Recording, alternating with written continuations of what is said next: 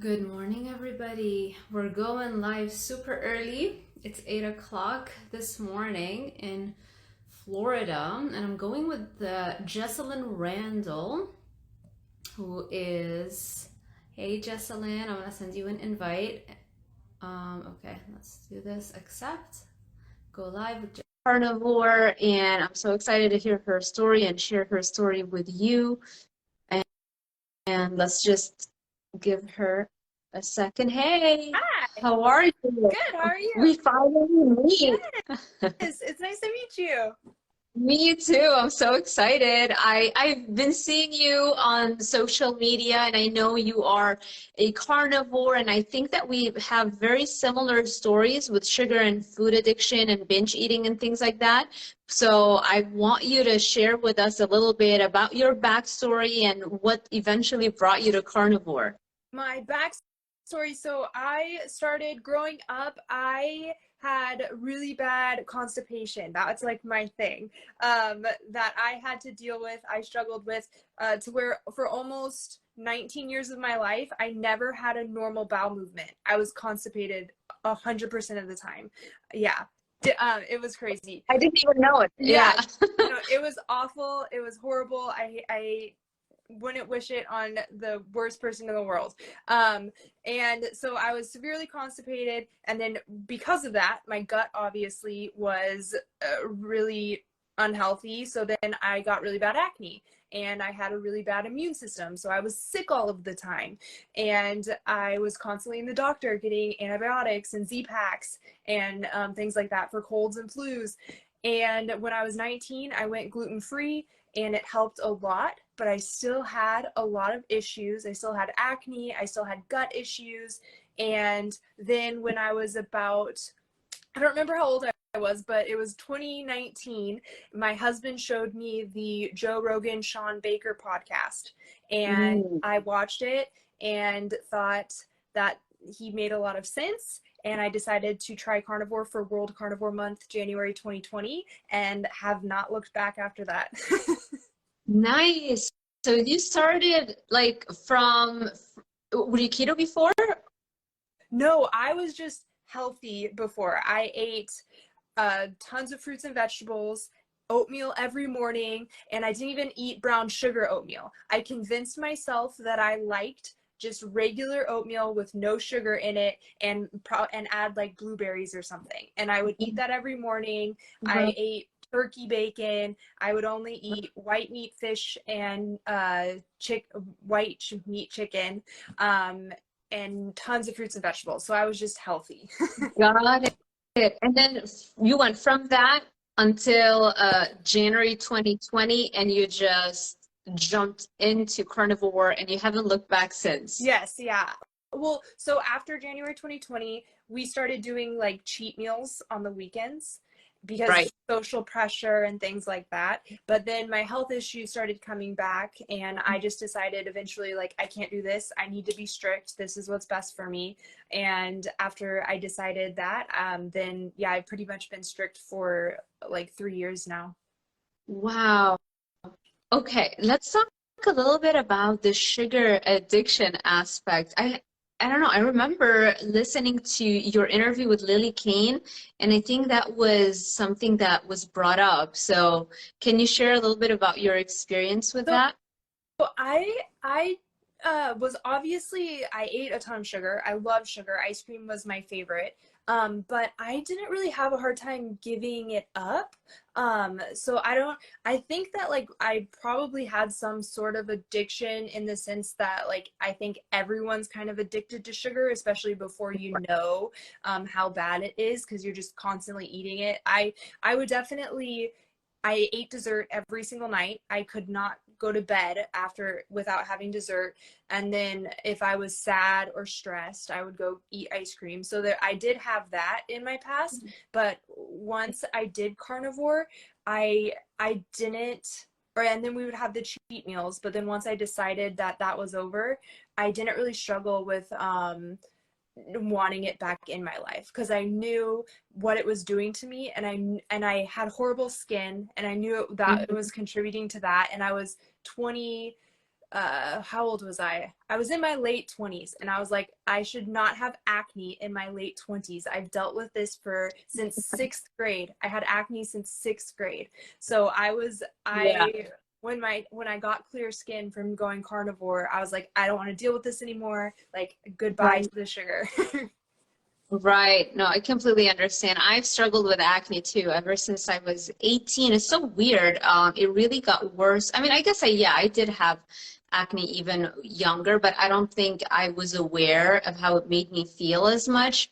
But around 18 is when the awareness really was like, I can't have this. And I started, seeing every single dermatologist, been on every single drug. I did Accutane twice. Yeah, You too? once. I did it once. Yeah. Oh gosh, yeah. It actually never did anything for me other than I started having cystic acne, which I never had cystic acne before, Mm. throughout, but thankfully it was only throughout the course of treatment and then it went away. Imagine if that had stuck around, So, and that's really what led me down the path of starting to lose faith in traditional mainstream medicine. Mhm. But I was going to school to become a dietitian, and I still believed that part of it. It was like everything they taught us for weight loss, like I did that. It's so weird. I never made the link, you know? And, but at the same time, here I am, like not really believing the traditional, medical advice. And that eventually led me to paleo and then keto. But for me, the sugar addiction was huge, the carbohydrate addiction, just food addiction in general, and that's why keto wasn't the thing, I needed to go one step further. Yeah, that's awesome. How long have you been carnivore now? I 2 years, maybe more, but it wasn't like, for example, a few months ago, you can still see on my YouTube channel what I eat in a day. Like maybe, I don't know, September of last year, and you can still see me doing like the Quest bars, like, yeah, it's okay, or like the artificially sweetened Premier Plus shakes, the Mm. 160 calories, but they taste literally like dessert. It's like, yeah, I work out a lot. I can have that. So yeah, it's so strange how you can know something so well. And I think it's you know what it is? It is the addiction, because it's really trying to protect you from taking that drug away from you. And so you try to be in denial for as long as humanly possible. Yeah. Yeah. So Yeah. how did you break your addiction then? A lot of Oh suffering. no, It's harsh. it's hard. It's harsh. Yeah. From everything, because I'm really diving deep into that, addressing it very seriously.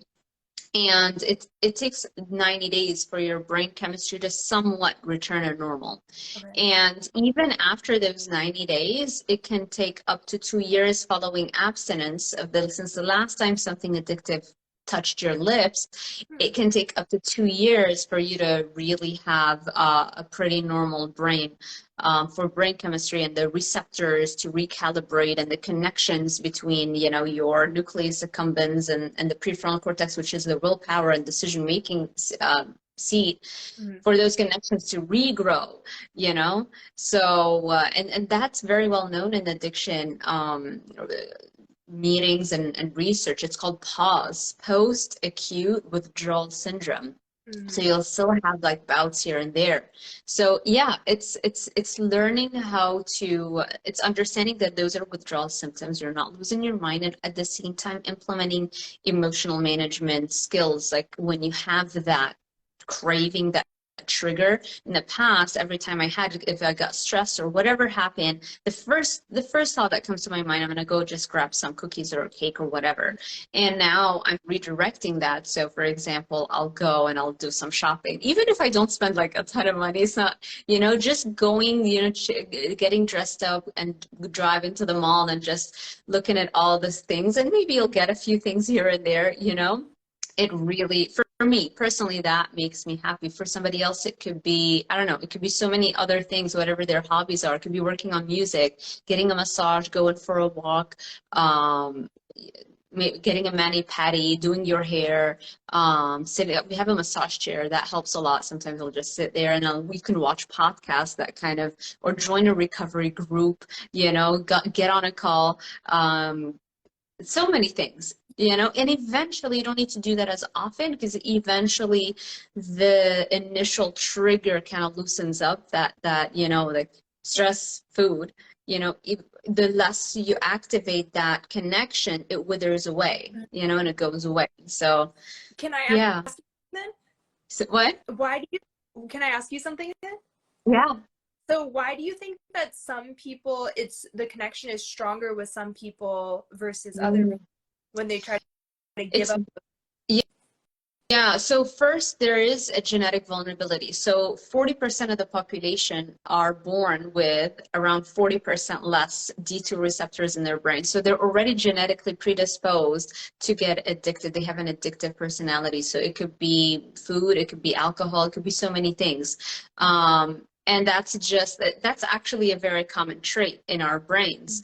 And so they call that reward deficiency syndrome. Okay. But I don't think it's a syndrome. I mean, if 40% of us have it, it's probably a normal trait, yeah, that is not adapted to the modern world with its frequency of dopamine hits, right?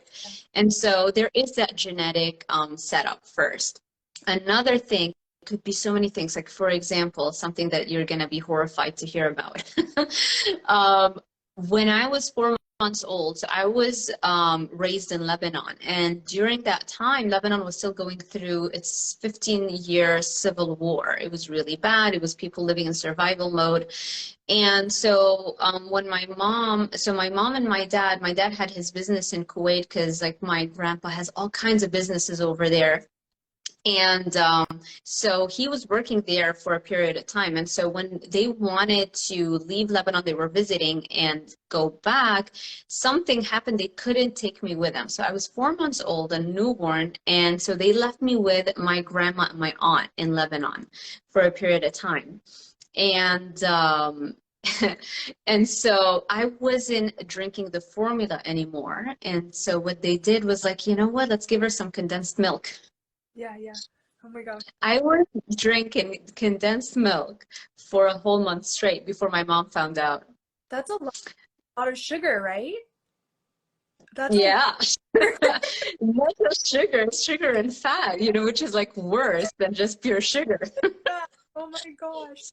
So, you know, I'm pretty sure that's where it all started. So that's a trigger, obviously, for me. So Okay. I don't know if I have, like, I know I've done the 23andMe genetic test, and I think there you can tell if you have the D2 receptor mutation that codes for less frequency of D2 receptors or not. You know, I have to check for that, but I could have that. Definitely this early life experience, you know, mess up my brain big time.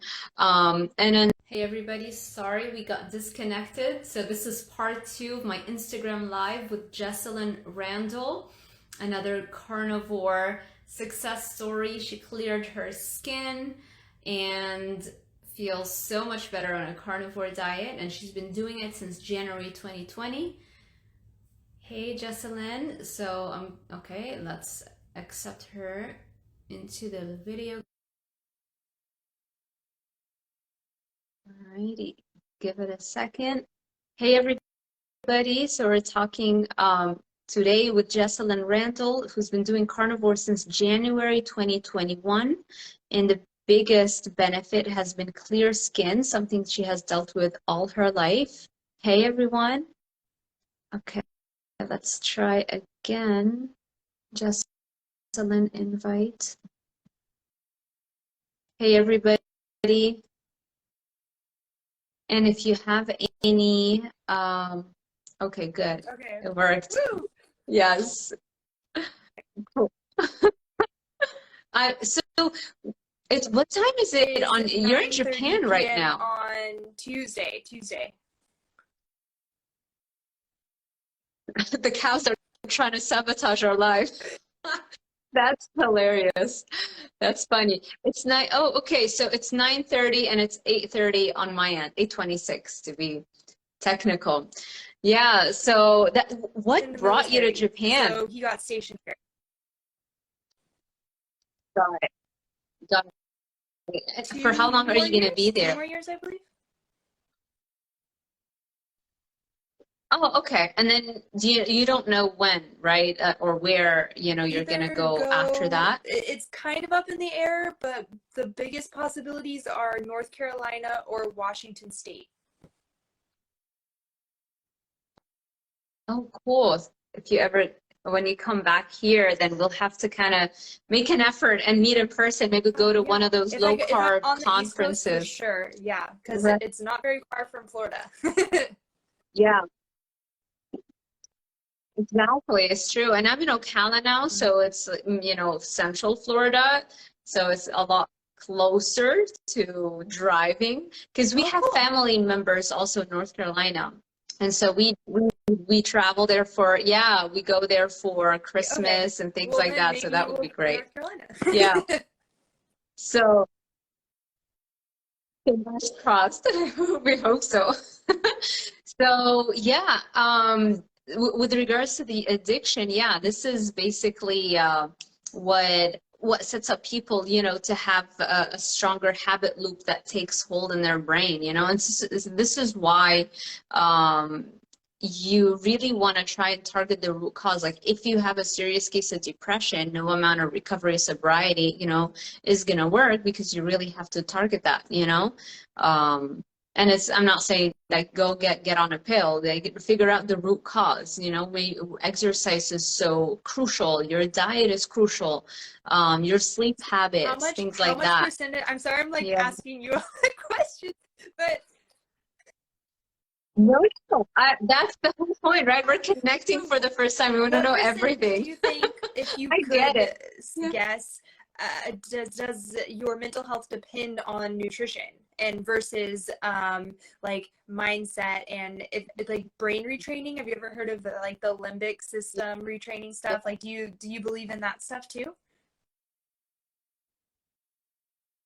I do. I just think that diet is always the first and most important variable. I feel like if there is inflammation happening because of your diet, no amount of retraining, therapy, it's hard to work with a brain that's set on fire. You gotta really eliminate that inflammation first and foremost. And most of the time it is the diet. And I think a lot of times people, because the carnivore diet isn't so common, when they try to eat healthy to improve their depression, they start eating more plant-based, not realizing that that could actually be exacerbating the inflammation from all the anti-nutrients, right? And the nutrient deficiencies, you're not getting nutrients in bioavailable forms or even in high amounts. And so this is why I think people sometimes they're like, okay, well, the diet I'm eating healthy and it's not doing anything. So maybe I need more therapy. Maybe I need all those other things. And this is why I always talk, I love to talk about the carnivore diet because it's just so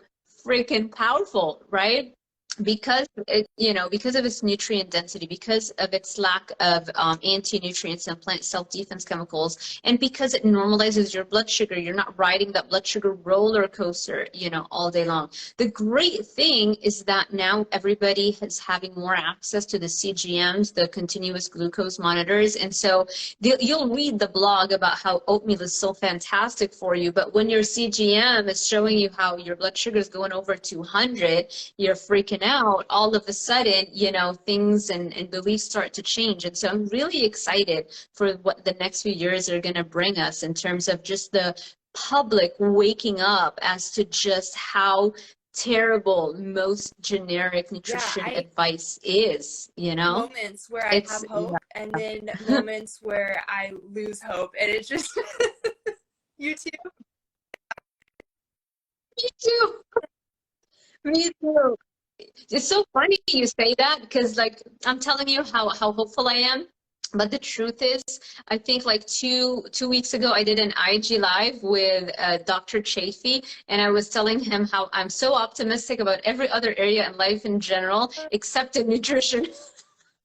I don't see how we're I ever think gonna, more people get out are of starting this. to Yeah. wake up, especially just with everything that's happened in the last couple of years. I think it's motivating people to start asking more questions and not be so trusting of their doctors and authority figures and things like that. So I think that I think that Yeah.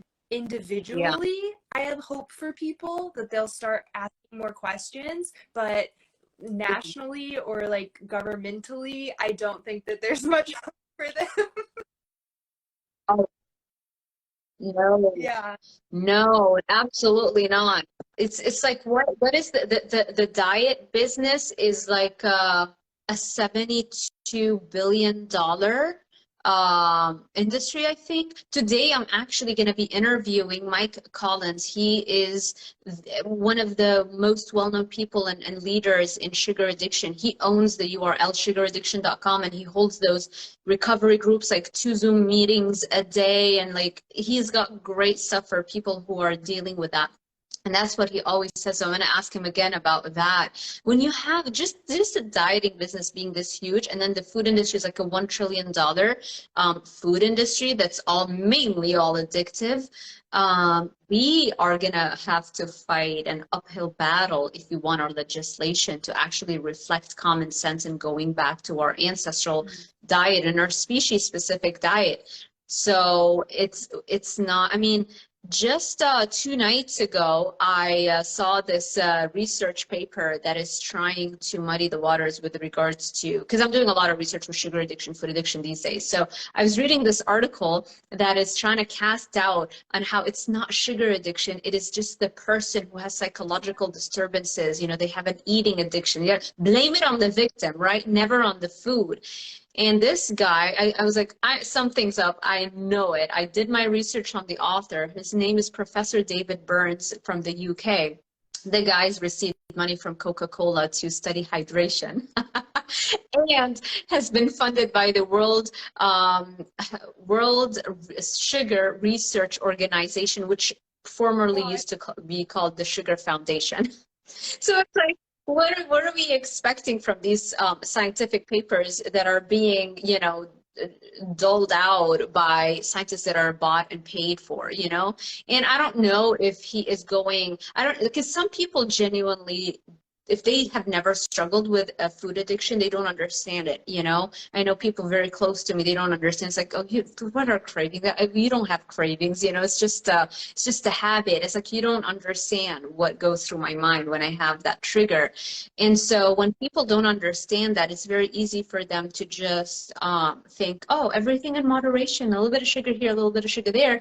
And if you happen to be a professor, those food companies are going to jump and give you all their money so that you can publish that kind of research that would help promote their bottom line. Important thing too, to like remind people Yeah. of, if they're researching, to do what you did and like look at the author and look into the author's background, or look who paid for this study, look who, if you're listening to something, like who's the boss, who's controlling, who's pulling the strings. Like, always ask those questions, because we're all biased, like all humans are biased. Even if you try to stay neutral, like you're gonna have some sort of bias, and like someone is pulling those strings and getting their beliefs out there. 1000%. And this is another reason why it's so scary, is like you have 95% of the committee members that put out the dietary guidelines for Americans every 5 years. 95% of those doctors have very close ties with the food companies, with Nestle, Danone, I think. I mean, all of the major players. Yeah. 95%, that's all of them. So how can we expect to have real, unbiased, national dietary guidelines, when those researchers are already working with those food companies, they're on their boards, they get funding from those food companies on a regular basis. They're not gonna all of a sudden change, this whole business model because they were selected to set the dietary guidelines, every 5 years. And so this was an analysis that came out just a couple years ago, I think. It was very recent and it made headlines, you know, but people don't know about it, you know, because most of those even mainstream channels, they are funded by the food companies. I mean, every other ad is for some junk food company. And if it's not, it's a pharmaceutical company. All of those people, they don't have any interest in those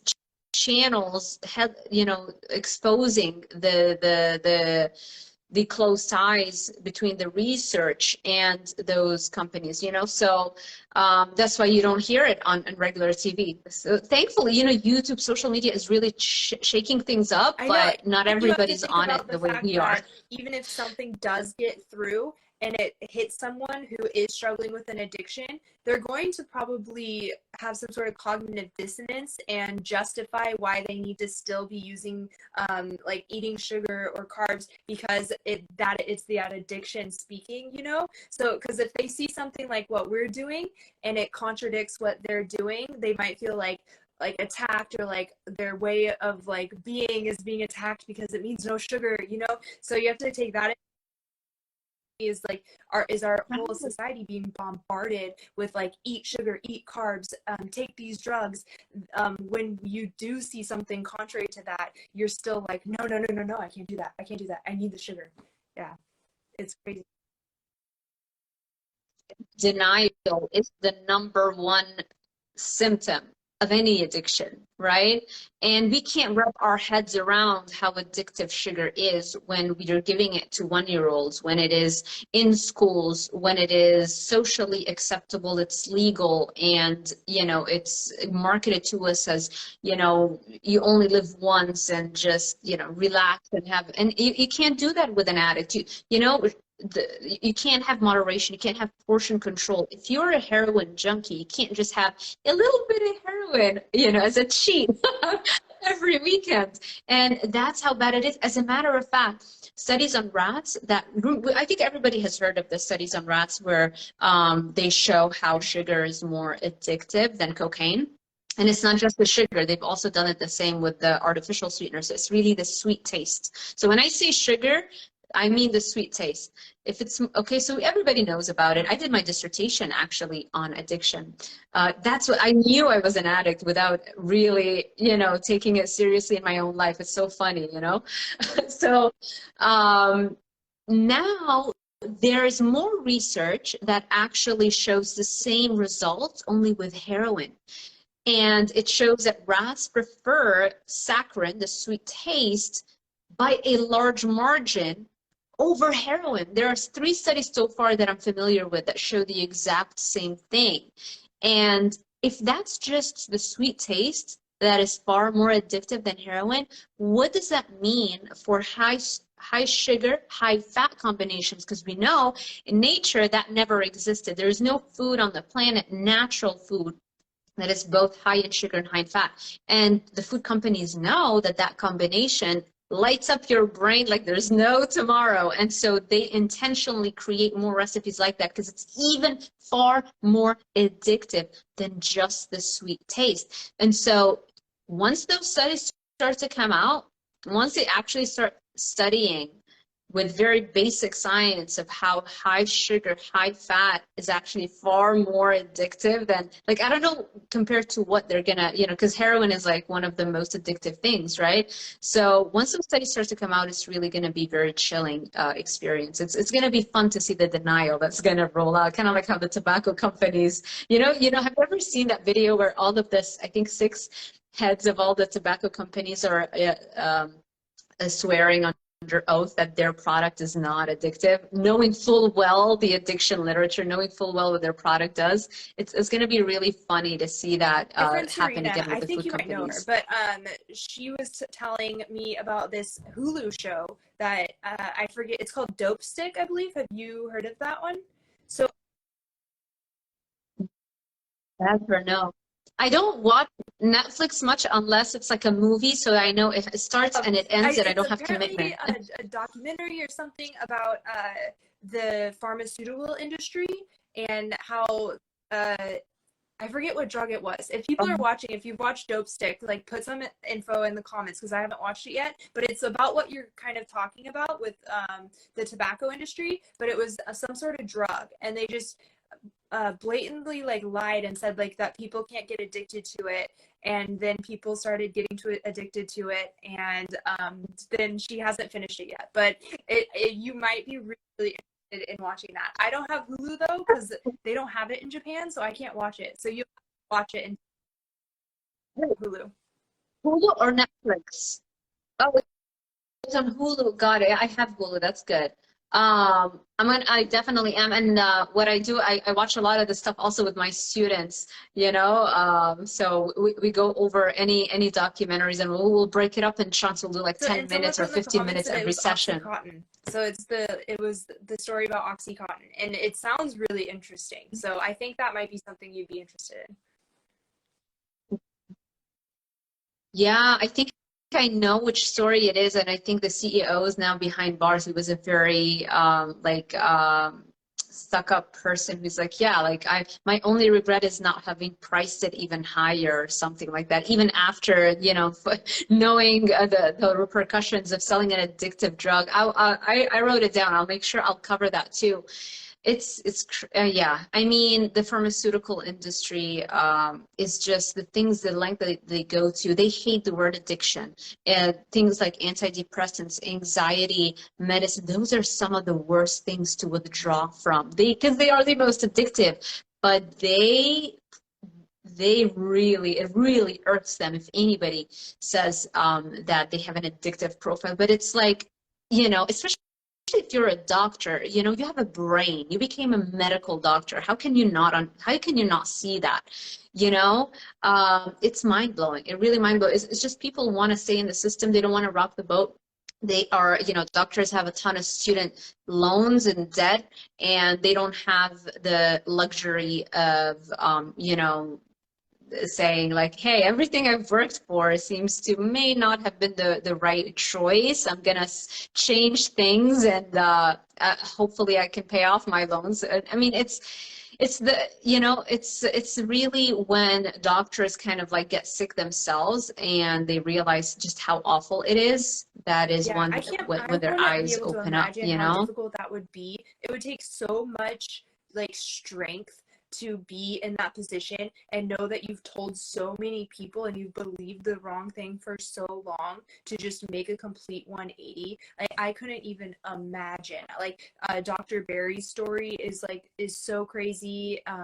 Who else has like done it where they've told people, my friend Jessica, she was in that boat too, where she preached the wrong thing, and you just have to like completely make that change. Like, that takes so much courage. And I don't know, I think that's also important why we are doing what we're doing and sharing our stories and sharing on social media too, because people are starting to realize that like doctors don't have all of the answers, and you can Google anything basically, and you can find out almost anything that you want on nowadays. So Yeah. Realize that, but I hope that people have that courage to turn around and make that 180. I get so many comments like, oh, my doctor doesn't approve. I'm like, fire them. You're the one who's paying them. Like, it's just so common sense to me. I don't get why people can freeze in situations. Like, you have a right to your medical report and everything. Take it, fire the doctor, go to another one. I don't think people know that. I don't think because we have like this appeal to authority type mindset where the people on TV know best, doctors know best. It's like the person put in a position of authority knows best. And I don't think people know that they have like power to, like, you hired that doctor, like you said, that doctor works for you. Mm-hmm. So you can say no to the doctor. You don't have to say just believe. Yeah. They're telling you. And I that's why like what you're doing too is so amazing, to help remind people that they have that power to, because it's their health, it's their life, you know. No one's gonna save you. If that doctor tells you the wrong thing and you do it, that's your life, that's not his life. It's exactly. crazy. Yeah, you're the one have to live with the symptoms. You're the one who has to live with the quality of life that you're choosing, you know, because it is a choice, because there is the internet and you can find better information. And that's another thing where, you know, it's like when doctors hide behind their degrees, sometimes I get like compliments, oh, like finally a doctor on YouTube, like talking, because we want to hear from a doctor. I'm like, dude, everything I learned from my degrees, it was all useless because it's all wrong. You know, like, please, I know it came from a good place, and thank you. I know you were trying to give me a compliment, but there is nothing that you know, it's not because I have my degrees that that you should listen to me, you know? It's like, but here's the thing. It's like people want to just hear like, oh, somebody has a degree, so I'm going to listen to them, because that kind of gets them off the hook from actually doing the research. And the truth is, you have to listen to different people, whether they have a degree or not, and you have to listen to them for an extended period of time and then make a decision, and then listen to somebody else with a completely opposite maybe point of view if you're not sure, and then you make up your decision. But so what does that mean? You have to work for it. And so they'd rather say, hey, the doctor said so. Yeah, and I think it's really hard for people to have that self-responsibility to like try something for themselves and see if it works, because then if someone tells you to do something and you do it, then you, like you said, you can blame that person. Right. But if it's all you, it's a lot harder for people to swallow, of like, I made this decision for myself, I need to do this for myself. And I think that's another part, like, we're getting so deep but I love it. Yeah, that's like another like kind of, we need to like strengthen society in that regard too, of self like independence, of like thinking for yourself and doing things for yourself and researching for yourself and making your own decisions, because yeah, it's, you get one life. That's it. Yeah. And like, exactly, you hit it right on the nose. You have to be an active learner. It's not just about listening to these people and making up your mind. It's like, because that's passive learning, right? Because then you have to actually apply it on yourself and see how it works on you, because there's never going to be the most perfect study that has your genetics and everything, right? So you have to try different things and see how you reacted, and now you have your answer. Yeah, and maybe take little things from different people, like what you're listening to, and make your own little concoction out of it and have your oon little personalized thing. You don't have to be dogmatic with your claws dug into one thing. In my opinion, I think that you can definitely like pick from different things that you like and then create your own belief. I don't know if you agree with that, but I agree with you 1000%. You know, we don't know everything every day. It's like the more you know, the more you realize how much you don't know, right? And so we're constantly learning, and there are so many things that I would have been so sure of in the past, and the longer time passes, I'm like, okay, I'll listen to my clients, I'll listen to my students, because they've lived in their own bodies. They've known their experiences far better than me, right? So who knows what we're gonna be recommending in 2-3 years. I mean, we're just learning so much, and upon new information, what you were so steadfastly believing in might change so quickly, you know? And that's the thing, right? It's about adaptability. That's what success is. You have to be able to have an open mind and be flexible and adaptable to change, and not stuck in your own ways. And this is the difference between carnivores and vegans, right? Because we're doing it just because, hey, you know, this seems to be the optimal human diet. It makes me feel great. And it's also, I guess most of us were plant-based before, right? But with the vegan side, it's more of a cultish belief. It's more about, I don't want to see an animal die, and I'm going to go to lengths to cherry pick only the information and only listen to people who kind of help support this belief that I really want to have. You know, not even understanding that you're actually killing more animals to feed a plant-based diet. But we're not gonna go there, right? No, I feel so bad because it's, you know, their heart's in the right place and they want to save animals, but then they don't listen to like facts, and it's just so sad because it's like part of you is like, just wake up, and part of you is like, I'm so sorry that you can't get it. It's You just, I don't know how to feel about it because I pity them, and then part of me is so annoyed by them. It's true. It's true. I mean, wouldn't it be great if nothing had to die for another animal to live? Like, Not wouldn't that be fantastic? No. real. I love when Joe Rogan posts those clips of like some animal being brutally eaten alive by some other animal. It's like, guys, like remember, this is the wild, you gotta eat, and unfortunately, even humans, we have to eat. Yeah, I think too that we've become so disconnected from nature that we've forgotten that we are also a part of nature, that we are a part of that circle of life that has to kill or be killed. Like you have to eat or die, and what you're True. like life. Like It's even plants true. are, so you have to eat life to sustain life. And I think that's so hard for a lot of people because we've become so disconnected and even Disneyfied of just seeing animals. And How social about media too has that? social media too has made it even harder because they'll show the cute pictures of the pigs being rescued, and pigs are so smart. I'm seeing so many videos nowadays on Instagram of how smart pigs are and how they can be such great companion animals, and I'm like, oh gosh, here we go. Now they're gonna come for bacon, they're coming for the steaks, now they're coming for bacon. And they're just trying to make these animals seem like something they're not.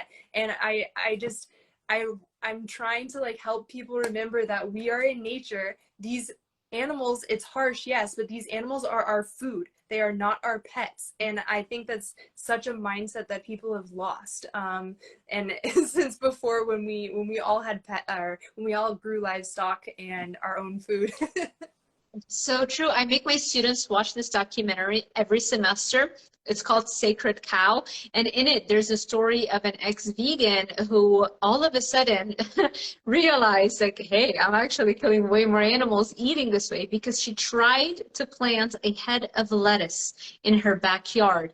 And it was impossible to do so without having to kill all of the insects that attempted and all the small animals that were, basically got to it before she had a chance. It's like, oh my gosh, there is no way, Yeah. and then even after she was like, okay, I can't do this.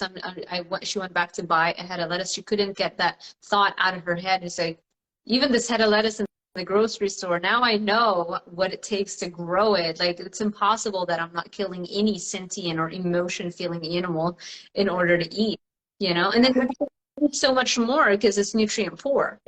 Yeah. Have you read The Vegetarian Myth? No, it's a You, book. yeah, you should read that one. That Okay. one's really good. I like that one a lot. But she kind of has a similar story where she tried to uh, grow her own food, and then Okay. started researching it and realized that, oh, I have to kill this thing. And then these slugs were coming, and she was like, oh, I have to kill the slugs. How do I kill the slugs in a way that's nice? And then you can't kill the slugs in a way that's nice. You have to kill the slugs. And she that kind of helped her snap out of the vegan mindset. But unfortunately, she had like so many health issues from, I think she was like vegan for 20 years or something like that. And going meat-based helped a lot, but it didn't heal all of the issues that sprung from veganism. And it's just so sad because it's just so sad because you're killing yourself and with this like hope to save life, and you're sacrificing your own life, and it's so sad to me. Wow.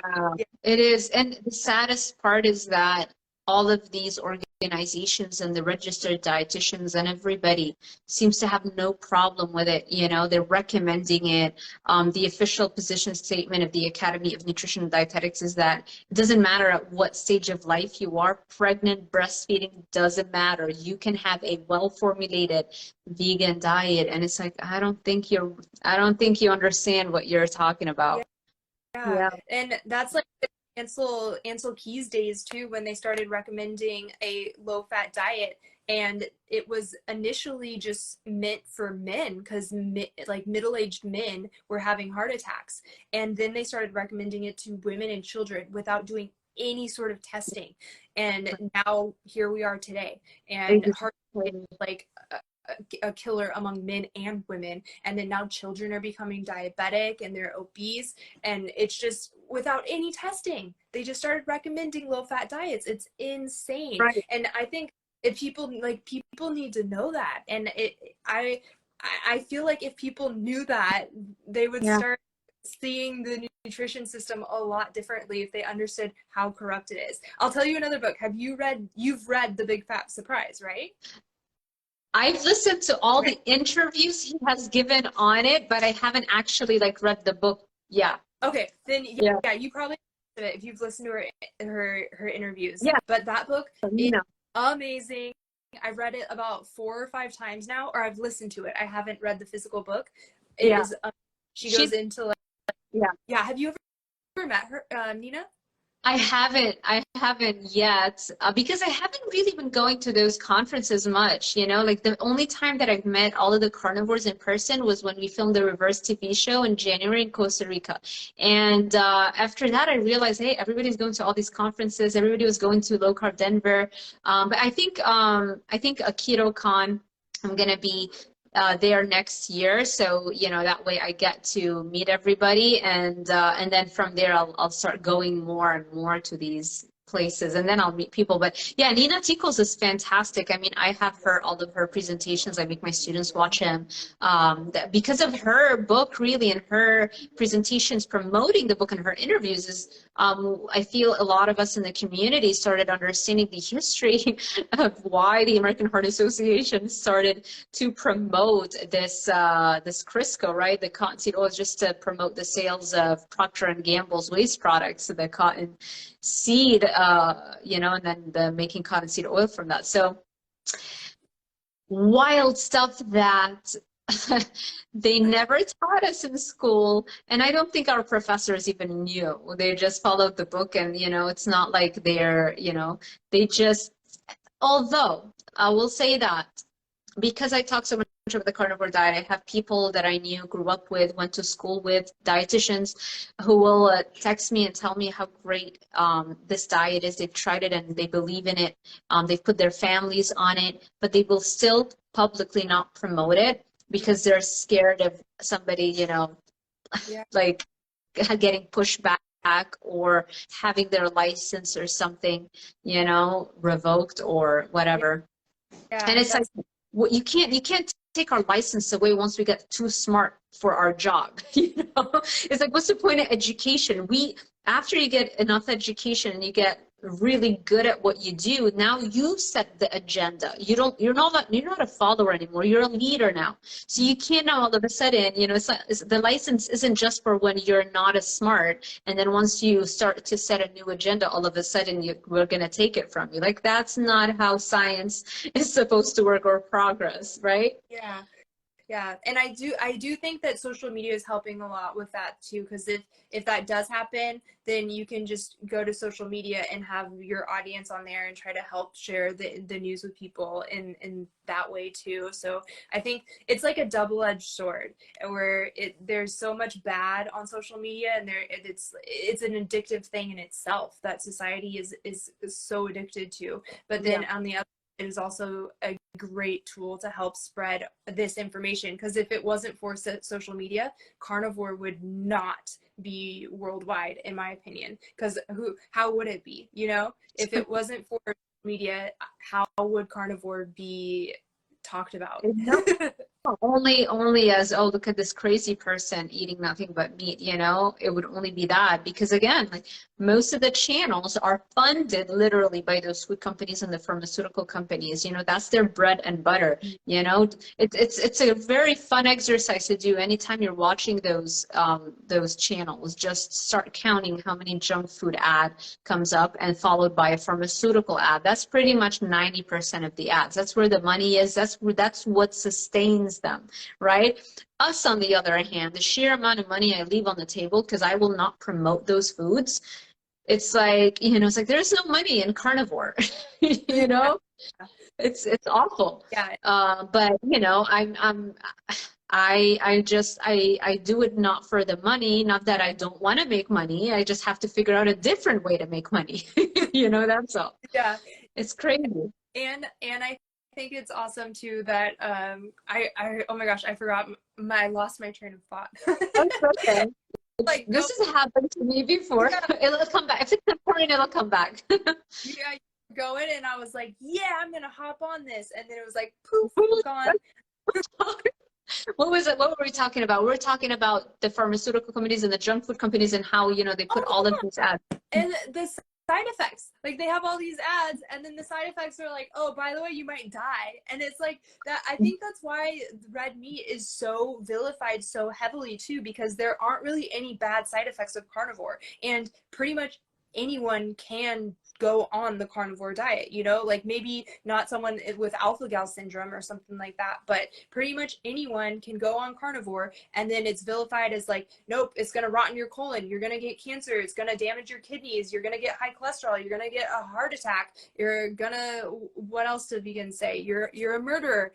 So it's so heavily vilified, and then all these like pharmaceutical products are put on a pedestal, and it's like, but you might die, and it's like, but we're over here like, hey, there's no side effects over here, and it's like, that's not what I heard, I was told that I'm gonna die, and it's like, so take your pill that's gonna kill you. Like it's like No, the funniest thing are the antidepressants with the side effect of suicide.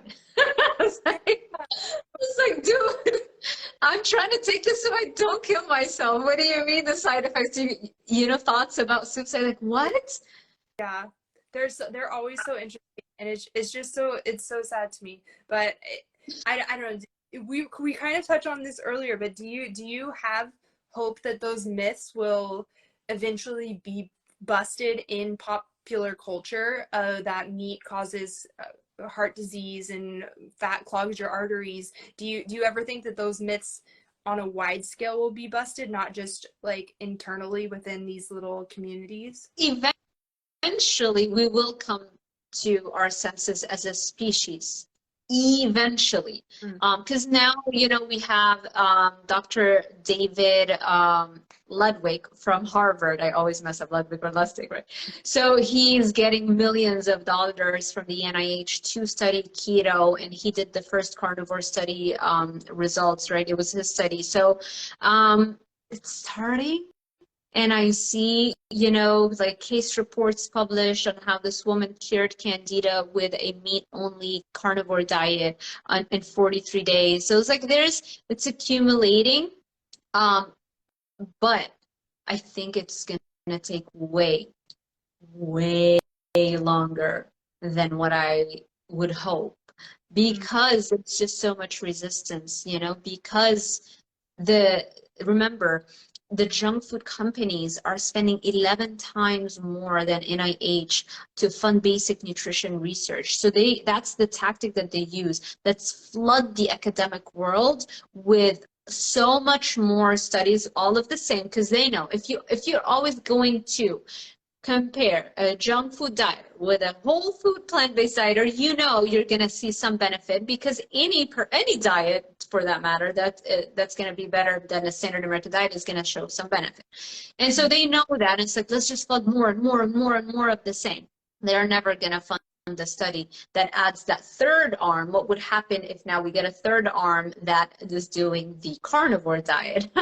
They'll never do that, right? Because then if the results show that the carnivore diet is actually the best, then that means 99% of their food products are now not maybe going to be consumed with the same excitement, and you can't put those, you know, health claims on them. So unfortunately, money makes the world go round, and you got to follow the train of the money. And when you have $1 trillion business sector that has so much money to spare to spend on nutrition research, how are we going to compete with that? So I don't know what the timeline is going to be. Maybe 50 years.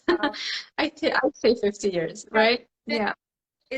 We're still in the age of Ansel Keys, and that's been over 50 years now. So I can see that. I think we need to just, I mean, I've said it before on this, but we just need to keep promoting it on social media too, because like when the whole transition from using animal fat in processed foods like crackers and things like that transition to using vegetable oils, they did it through public outrage. And they had all of these like stories and stuff and in articles, and people were getting concerned, and then they stopped buying food from these companies because butter was bad. So the companies had to make that switch to whatever seed oil that they started using, and then all of a sudden that seed oil was bad, so then they had to change to like some other vegetable oil or something. But I think that if we share this with enough people and get enough public outrage, then like maybe things could start changing and happening. But definitely it would have to be grassroots. It will never come from the top down.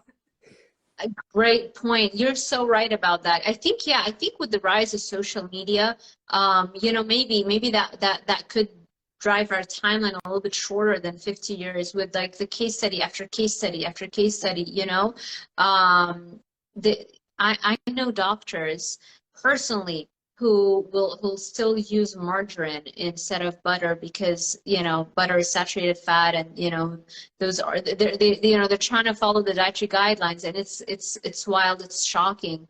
But to go back to the outrage part, this is why now the American Diabetes Association, the Academy of Nutrition and Dietetics, now they're trying to weasel their way back into keto. Now they're starting to update their recommendation. Like if you have diabetes, maybe a keto diet might also be helpful because you're already at a much higher risk for heart disease. So the keto diet is such an effective treatment for diabetes.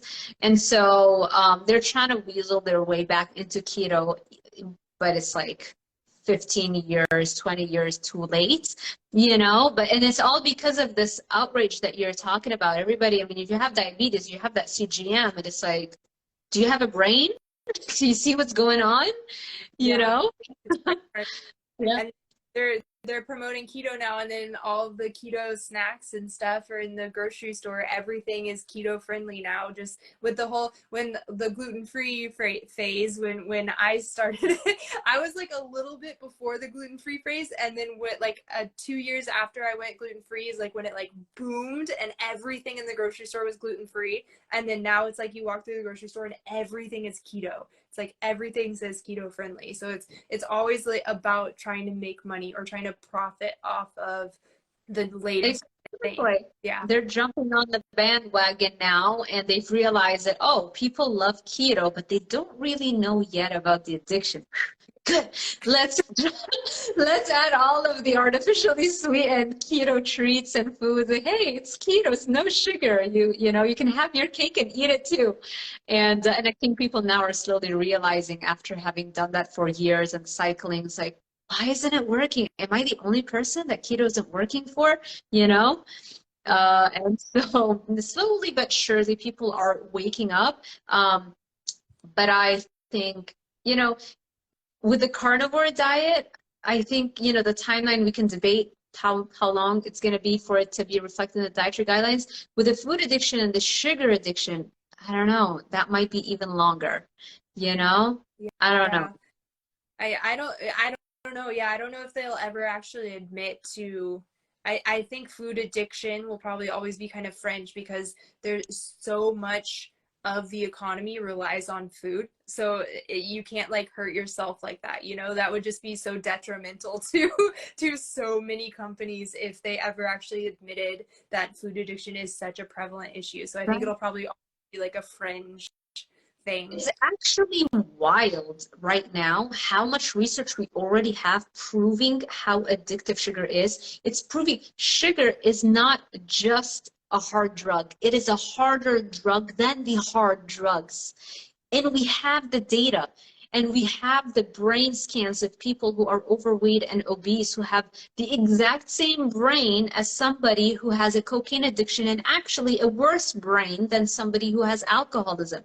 Like, I post them every few days. I'll post it on my Instagram, you know, and it's like, this is research that has been done over and over and over again. And the fact that nobody's talking about it, it's just, I think it's like also paralysis. It's like, so are you telling me that I've been giving my child for 18 years a drug that's worse than heroin? You know, it's like, Yeah, that's exactly what you've been doing. That's exactly what I'm telling you. This doesn't mean that they're, you know, done for life, but they're going to struggle. And this is why everybody's struggling. This is why we've got 70% of the population either overweight or obese, and the remainder 30%, a lot of them are also food addicts. They just don't gain body fat easily. And so try to get them to change their diet and see how they can stick with it, you know? Yeah. It's a minority. Even with carnivore, as much as I love talking about carnivore, the failure rate is just as high as any other diet. Because if the addiction is still there and you're not treating it as an addiction, just trying carnivore is not going to fix anything, because you're still going to go back and relapse and relapse. Yeah. I wonder if maybe if the access to those brain scans like that you were talking about to let someone know if they're more susceptible to an addictive nature than other people, if that would help people understand and have a different perspective on what they're going into. Because yeah, a lot of people will give up on carnivore, and then even like prominent carnivores who go back to eating a ton of carbs. I think you probably know who I'm talking about, but Not that names. yeah, it's just like at a certain point, like if you're putting maple syrup in milk, you might have a problem. And so I can understand like some berries here and there or something like that, but like I think that a lot of people are not fully accepting that like sugar is like a very powerful substance like you're talking about, and it's very scary, the cognitive dissonance around it is that heavy, unfortunately, on their conscience. Yeah. And then someone did ask in the comments about carnivore versus lion. Have you ever done the lion diet? I did it. Yeah, but I always then I never last more than a few days before. Like I'll have eggs and bacon. But I do strict carnivore. But I would say 90% of my diet is a lion diet. You know, 90% of the time I'm having a ribeye or two a day. And then I'll have days where, like on the weekends or something, or for whatever reason, if I feel like wanting something a little bit more stimulating for my brain, I'll go and I'll get some bacon, but I'll get the lower sodium ones because those don't have added sugar in them. So I'll do that with some eggs. I love that meal. I'll do, like a few days ago, I had chicken drumsticks. They were not good. I don't know if it was the brand that I got. I didn't like it. So, but yeah, I would say 90% of the time I'm doing a lion diet. I just feel like it's the most satisfying. A ribeye is the most satisfying. I don't feel like I need to add anything to it. It's got enough fat in it. But anything else, if you do, let's say shrimp or fish or whatever, it's dry and not as fatty, and you're gonna have to add dairy, you're gonna have to add butter to it. You know, it's just not this fulfilling meal to me. I could do it if I wanted to. It's not the end of the world, but I feel my best on ribeyes. Yeah, exactly. I feel the same. I did lion diet for January and I felt great. And my sleep improved, my skin improved a little, my body composition started changing, and I felt really good. But when the 30 days was over, I started incorporating like eggs and seafood and pork back in, and I still feel great. But I needed more of that variety. Like the lion diet was a little too, like I'm the same as you though, where probably like 90% of my diet is still beef, and I'll add in those things here and there. Yeah. But it just going full beef, because that's what I had access to. I know lion diet's ruminant meat, but lamb is so expensive here, so I just was eating beef, and that was a little too much for me. Right. Yeah. Lamb is expensive here too, and it's so funny because it used to be the opposite. Lamb used to be the cheaper option historically, and I don't know why now all of a sudden it's more expensive. But I do love lamb chops. That is something you've actually, maybe I should go get some today because I love that. Yeah, lamb. Have you ever had ground lamb, like with lamb burgers? I've never had that. No. Lamb ground lamb is so good, and made into burgers, they are the juiciest, most delicious burgers because lamb is so fatty. It is so amazing, especially if you already like the taste of lamb. Lamb burgers are my favorite. Oh, yeah, I love lamb for sure. You know, I'm so curious. I want to know, so now that you are in Japan, well, how do you spend most of your time? I'm a loner. I I don't do much. I don't really have any friends here. My husband is gone right now in the United States, and he's going to be gone for 2 months. So I am by myself with my dog, and she's very old, so she's sleeps most of the day too. So I am in school. I'm finishing my degree. And other than that, I go to the gym. I ride my bike to the gym. I And love it. other things. Thank God for the internet in my case, because I would probably go insane if I didn't have like community like this. Right, that's what I was gonna say, because I remember there was a few months where I didn't have to teach in the summer when I was doing my dissertation. And you know, when I came from Lebanon, I don't have anybody here. I don't have, you know, no friend, family member, like anybody that I knew before. So it was like fresh start. Thankfully, I met my husband, and you know, I have now his family and everybody. But even his family's in North Carolina. So during those few months of working on my dissertation, and it was a lot of in limbo, waiting for my advisor to get back to me and correct the latest draft that I had sent her. So there was a solid few months where literally I would just have nowhere to go. You know, I didn't have to go to school, and I didn't have to go to work or anything. And my hubby would wake up sometimes, like before I even woke up, like by 5:30 he's out, or quarter to 6 in the morning he's out. He doesn't come back to like 6 p.m. That was the first time in my entire life that I felt lonely, Yeah. because in Lebanon it's like everybody's all over, family, that I didn't even know what loneliness meant. And that was awful. I went into a really dark, like depressive phase. It was really bad. I was just ordering Domino's pizzas with their cheesy filled things. I would eat the whole thing, and like in batches, you know, and then I would have their chocolate, the molten chocolate inside cakes. I don't know Oh, what you call them, like, lava, you know, that was lava. food. Yeah, lava cakes. Yeah. And then like, and then the next day be like, okay, I'm gonna start again, like work out and stuff. I would be driving to the gym, and it was such a horrible, hard feeling to even get myself to the gym. And then I changed my mind, and then I passed by Taco Bell. It Yeah. was so bad. This is why I'm asking you, you know? No, So, yeah, I definitely so I'm a little used to it because he's military, so he leaves a lot. So, and I grew up and I was kind of an only child, so I kind of my older siblings were a lot older than me, so that's why I was kind of an only child, right.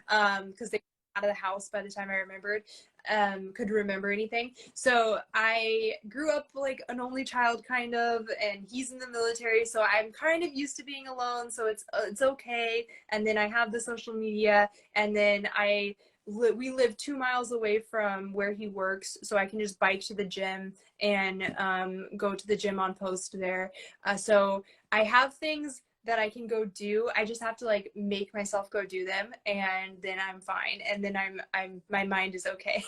And I think the most important thing too is like getting outdoors. If I go outside, it's crazy how much better you feel if you just get out of the house and go outside and like smell fresh air. And I think I read something too where it said that people are less depressed if they just look at water. If you just see a body of water, it like makes you happier for some reason. And Yeah. so I don't know if that's true, but I took that to heart. So now we live about 2 miles from the ocean too, because Okinawa is a tiny island. So I'll run down to the seawall and just go look at the ocean and just make sure that I'm like outside and looking at water. Right. Kind of like nature bathing, right? Just being in nature, any kind of nature should have that effect. So being around vegetation, water, hearing water, all that stuff, that's fantastic. Yeah, but that's exactly what you said. You have to make yourself sometimes. Once you do that, then you're good. I love that. Yeah, it's like the James Clear, his Atomic Habits book, where he just said, like, I think this was his theory, where you just have to do one thing. Like, if you're trying to go to the gym, don't think about going to the gym. Like, think about putting your shoes on. And then if you get your shoes on, then you're gonna wanna go, like, get in your car. And then if you get in the car, you're gonna start the car. Wow. And if you start the car, drive. Like, so it's like his theory is to, like, just do things one step at a time, and then you'll eventually, like, hit your goal. And then if it doesn't happen, then just the next day, just, like, put your shoes on and just try again. And I really liked that. I liked thinking about it that way, of digestible little chunks, instead of, like, getting overwhelmed with the goal. And you get those the sequential dopamine hits, you know. It's like, okay, I'm just gonna put my shoes on. You do it, okay, you get a tiny little dopamine hit. Okay, now I'm gonna just wear my pants, and then, you know, yeah, I love that. I've listened to him to his audiobook when I was still in Miami, like a few years ago, and it was one of those really great books, you know, that I feel like everybody agrees, and everybody's read it, right? Yeah. I hope so. If you guys haven't read it, read it. It's called Atomic Habits. It is exactly by James Clear. Yeah, James. I love it. I love it. I'm so glad that we finally connected. We should definitely do a lot more of these IG lives. Do you think we don't have it? I mean, there were some comments, but it's just they're way too up. Sorry, guys. We kind of are trying to introduce, I guess, our stories to one another, and so we were very engrossed in our conversations. You know, we'll do another Q&A thing. Yeah. That would be fun, right? We'll have to do this again, and then we can get more, like, involved with the audience too. Sorry, we just got spun with each other. I think we became fast friends. I agree. I love your personality too. I feel there's a little bit of a fiery personality in you, which I love as well. And that's kind of me. And sometimes I kind of have to rein it in. So I'd love to to connect with somebody who understands what happens inside before it has to come out. Yeah, no, it's 100% me. I definitely am snarky and I love it. For being a little too snarky. What was the name of the audiobook, please? The habits one is called Atomic Habits by James Clear. Go look. I think 100% of people would benefit from reading that book. I agree. Great. I'm going to try to save this. I will post it, of course, on my Instagram, but I usually also like to put them on my YouTube channel. Only recently, every time I download an IG Live, I don't know why, and I try to work with it on my DaVinci Resolve, which is like the editing software that I use. The audio waveforms, they don't show. So if anybody has any tips on that, I've been trying to, like, kill myself to understand how to do that, and I can't figure it out. There's something, because if I film something on my camera, it works, and I can still work with so it's not the software, it's something with the downloading, and then, you know, whatever. So I'm going to try my best to be able to post it on my YouTube, because that would be great also for everybody to watch it later. Okay, cool. Perfect. Yeah. I'm not sure. I'm not a techie, so I can't help you. I'm sorry. Yeah. You know, they're booting us out every single time. I have 20 seconds to say goodbye to you. I don't know why this is new. Thank you, everybody, for sticking with us. Thank you so much, Jess, for, you know, this wonderful conversation. We're going to do another one. And yeah, till next time. Bye. Bye. Thanks.